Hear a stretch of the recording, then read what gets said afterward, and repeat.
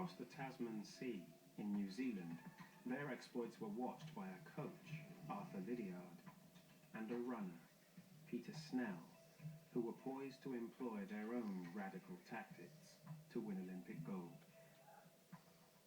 Lydiard was the first person that ever told me, Peter, you could be a great runner, you could be even a champion, you could be an Olympian. And that's music to a high achiever's ears to hear someone say that. Most runners of this era continued to follow the interval training favoured by Paavo Nurmi. Lydiard, a former marathon runner, seen here, believed completing long distances at an even pace was better preparation. He had Snell run over 20 miles a day. No middle distance runner had ever done this before. Now Lydiard came along and said, well, we need endurance. He said, if you can get to the stage, I've been able to run my 22-mile course hard and then come back and do the same thing the next day, then you'll be right for anything. And it does get to that. You can actually run that 22 hard and feel great afterwards. But Lydiard's theory went against all the accepted medical advice of the time and put him at odds with the athletics authorities in New Zealand, who feared runners like Snell would become burnt out. It just didn't seem to make sense to other coaches. Running at a slow pace for long distances has nothing to do with the 1500 meters.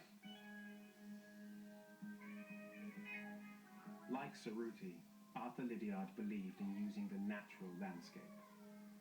The steep hills leading up to the Waitakere Mountains that surrounded Snell's hometown of Auckland were perfect for testing and building his endurance. Running about an hour a day on grassy surfaces until I was conditioned enough to be able to handle longer runs.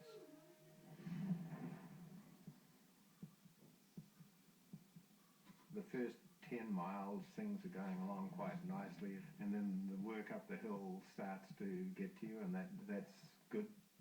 You look to your right and you see the Tasman Sea, and you look over to the left and it's the Pacific Ocean. It's a great feeling.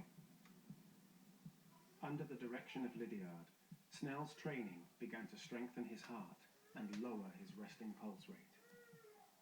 This put him in peak condition. The heart is getting bigger and it's able to push more out with each beat. The average person, it's about 70 beats a minute. And so mine eventually got down to about 36.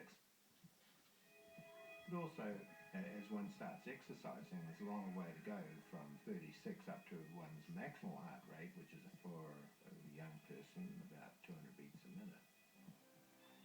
This meant Snell would have greater endurance. He could run faster for longer.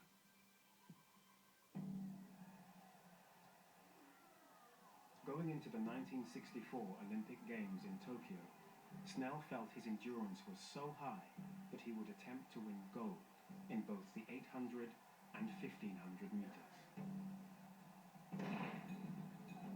My problem was that I tire myself